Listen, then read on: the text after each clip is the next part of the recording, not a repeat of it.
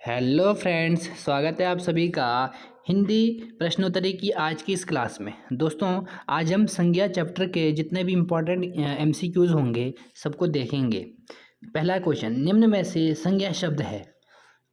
दोस्तों, इसका right answer होगा ऑप्शन नंबर सी। अब संज्ञा की थोड़ा जान लेते हैं। संज्ञा क्या होता है? किसी व्यक्ति, स्थान, वस्तु तथा नाम के गुणधर्म स्वभाव का बोध कराने वाले शब्द संज्ञा कहलाते हैं। जैसे राम, आम, मिठास आदि क्या है? संज्ञा है। नेक्स्ट क्वेश्चन, संज्ञा के कुल भेद है। दोस्तों, इसका राइट आंसर होगा ऑप्शन नंबर बी। दोस्तों, संज्ञा के 5 भेद होते हैं। पहला व्यक्तिवाचक, दूसरा जातिवाचक, फिर तीसरा समूहवाचक, चौथा द्रव्यवाचक, पांचवा भाववाचक। दोस्तों, व्यक्तिवाचक में के एग्जाम्पल हम देख लेते हैं तो आपको समझ आ जाएगा कि व्यक्तिवाचक क्या है। जैसे अंकित, हिमालय, गंगा, प्रयाग, ये क्या है? व्यक्तिवाचक संज्ञा के उदाहरण है। जातिवाचक के मानव, पर्वत, नदी, गाय आदि, है ना। जैसे मानव दोस्तों क्या है? जातिवाचक, एक पूरी जाति है, इसके अंदर किसी के अलग अलग नाम हो सकते हैं तो वो व्यक्तिवाचक संज्ञा में वो चला जाएगा। अब देखेंगे हम समूहवाचक संज्ञा। दोस्तों, समूहवाचक में होगा पहला सभा, भीड़। जिससे समूह में क्या है? ग्रुप नहीं होता, ग्रुप, सभा, भीड़, तो क्या है? समूहवाचक संज्ञा है। अब द्रव्यवाचक संज्ञा है कोयला, दूध, पानी, सोना। भाववाचक में सच्चाई, क्रोध, दया, धर्म, ये भाववाचक संज्ञा के उदाहरण है। अब नेक्स्ट क्वेश्चन देखेंगे, व्युत्पत्ति के आधार पर संज्ञा कितने भेद होते हैं? दोस्तों, इसका राइट आंसर होगा ऑप्शन नंबर ए, 3। व्युत्पत्ति के आधार पर संज्ञा के 3 भेद होते हैं, रूढ़, यौगिक तथा योग रूढ़। नेक्स्ट क्वेश्चन, आपका घर जिस शहर में है उस शहर का नाम संज्ञा का कौन सा भेद सूचित करता है? आपका घर जिस शहर में है। दोस्तों, इसका राइट आंसर होगा ऑप्शन नंबर ए, व्यक्तिवाचक। इसको थोड़ा सा एक्सप्लेन कर लेता हूँ। जिस शब्द से किसी एक वस्तु या व्यक्ति का बोध हो तो क्या कहलाता है? वो व्यक्तिवाचक संज्ञा कहलाता है। इसलिए क्या है दोस्तों? ये व्यक्तिवाचक संज्ञा है। जैसे राम, गांधी जी, गंगा, काशी, ये क्या है? व्यक्तिवाचक संज्ञा है। राम गांधी जी के कहने से एक व्यक्ति है, एक व्यक्ति है। गंगा कहने से नदी है। काशी कहने से एक शहर है ना। तो आपका घर जिस शहर में है तो क्या होगा? व्यक्तिवाचक संज्ञा होगा, है ना। तो शहर का नाम क्या होगा? व्यक्तिवाचक। आगे बढ़ते हैं। निम्न विकल्पों में से किस विकल्प में सभी शब्द व्यक्तिवाचक संज्ञा है?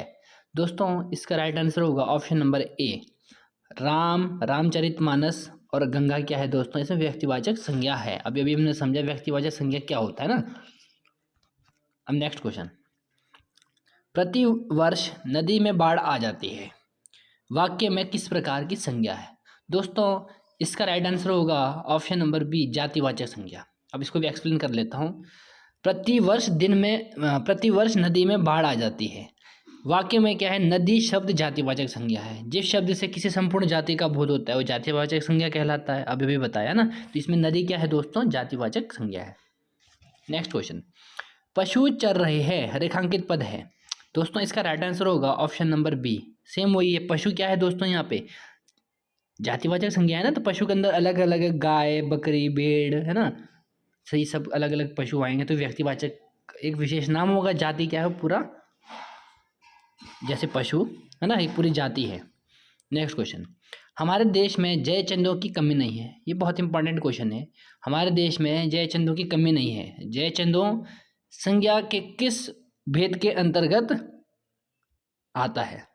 थोड़ा सा इसमें भी मिस प्रिंटिंग है तो यहाँ मैं बताना चाहूँगा। जैसे हमारे देश में जय चंदों की कमी नहीं है। अब इसके आगे है, जय चंदों संज्ञा के किस भेद के अंतर्गत आता है? जय चंद गायब है यहाँ से, बीच से ना। अब इसका राइट आंसर होगा ऑप्शन नंबर सी, जातिवाचक। दोस्तों, इसमें जय चंदों क्या है दोस्तों? एक जातिवाचक संज्ञा है। अब इसको भी थोड़ा एक्सप्लेन कर लेता हूँ। जय चंदों किसी व्यक्ति का नाम न होकर विश्वासघाती व्यक्ति का बोध होता है ना। अब होता नहीं है, अब ये हमारे गांव में ये जयचंद है, इसका मतलब होता है कि वो क्या है? जयचंद एक ऐतिहासिक घटना है। जयचंद पे क्या, जयचंद अपने आप में क्या था? एक विश्वासघाती आदमी था। तो अगर हमारे समाज में कोई भी अगर विश्वासघाती आदमी होता है तो उसको क्या है? जयचंद के नाम से पुकारते हैं। इसलिए क्या है? वो जाति की तरह वो उसको डिफाइन करा जाता है। अब अब इसको थोड़ा और समझ लेते हैं। वस्तु तो कुछ व्यक्तियों में कुछ विशिष्ट गुण होते हैं, या वे दुर्लभ गुणों के कारण वर्ग विशेष के प्रतिनिधि माने जाते हैं। उन व्यक्तियों के नाम लेते ही उनका वह गुण दिमाग के सामने आ जाता है। ऐसी स्थिति में इनका इनका जातिवाचक के रूप में प्रयोग होता है। जैसे भीष्म पितामह, भीष्म पिता का मह अगर हम बोलते नहीं भाई ये तो बहुत भीष्म पितामह है, ये आदमी क्या है, भीष्म पितामह है, तो उसको मतलब इसका मतलब है कि वो क्या दृढ़ता वाला व्यक्ति है, मतलब दृढ़ प्रतिज्ञा लेने वाला व्यक्ति। जैसे महाभारत में क्या थे, भीष्म पितामह क्या थे, एक दृढ़ प्रतिज्ञा वाले एक व्यक्ति थे। अगर हम किसी मान लो जैसे कोई किसी नाम गोलू है, गोलू को बोलते हैं गोलू भाई तो ना एक हमारे लिए हमारे समाज में भीष्म पितामह है, इसका मतलब होता है कि गोलू क्या है, एक दृढ़ प्रतिज्ञा वाला व्यक्ति है। अब नेक्स्ट क्वेश्चन, गांधी को राष्ट्रपिता कहा गया है, वाक्य में संज्ञा किस किस किस से रूप में परिवर्तित होती है, किस से किस रूप में परिवर्तित होती है, थोड़ा इसको भी समझ लेते हैं। अच्छा क्वेश्चन है ये भी।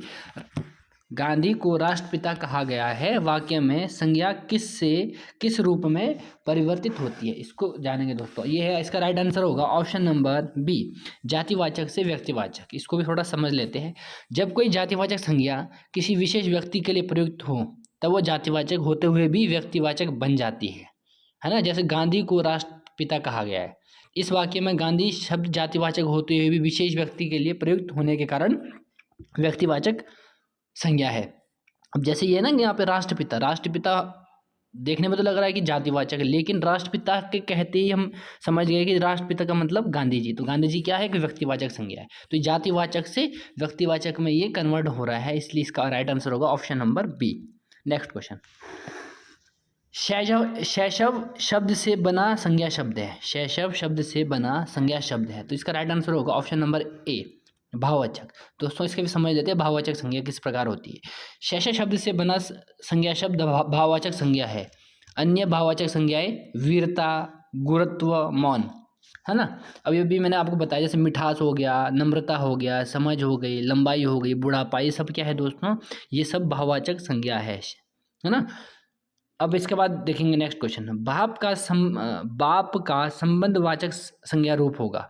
दोस्तों इसका राइट आंसर होगा डी, बपौती। इसको बाप का संबंधवाचक संज्ञा रूप बपौती होगा, है ना। अब इसके बाद और देखेंगे, उचित का भाववाचक संज्ञा होगी, उचित का, इसका दोस्तों राइट आंसर होगा ऑप्शन नंबर बी, औचित्य। औचित्य की भाववाचक संज्ञा औचित्य, उचित की भाववाचक संज्ञा औचित्य होगी, है ना। नेक्स्ट क्वेश्चन, बुढ़ापा एक प्रकार का अभिशाप है, रेखांकित शब्द की संज्ञा है। दोस्तों ये भी अच्छा क्वेश्चन है, इसका राइट आंसर होगा ऑप्शन नंबर बी, है ना। इसका मतलब बुढ़ापा, जिस बुढ़ापा है ना यहाँ पे दिया हुआ, तो बुढ़ापा का मतलब क्या है, एक भाववाचक संज्ञा है ना बुढ़ापा। जैसे बुढ़ापा अभी भी बताया मैंने आपको, लंबाई, बुढ़ापा, नम्रता, मिठास, समझ, चाल, ये सब क्या है दोस्तों, भाववाचक संज्ञा है।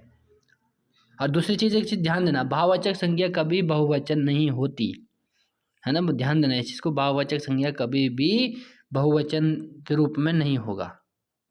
अब एक और बताता हूँ आपको, मैं पूछता हूँ, पशुता, पशुता क्या है दोस्तों, पशुता भी एक क्या है दोस्तों, अपने आप में भाववाचक संज्ञा है। नेक्स्ट क्वेश्चन, राष्ट्र की भाववाचक संज्ञा है। दोस्तों इसका राइट आंसर होगा राष्ट्रीयता, है ना। राष्ट्रीयता क्या होगा, इसका भाववाचक संज्ञा होगा।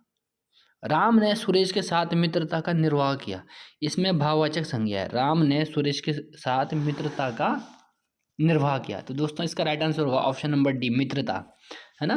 तो राम ने सुरेश के साथ मित्रता का निर्वाह किया, इसमें होगा मित्रता, इसका भाववाचक संज्ञा होगा। तो दोस्तों आज की क्लास यहीं पे समाप्त करते हैं, धन्यवाद।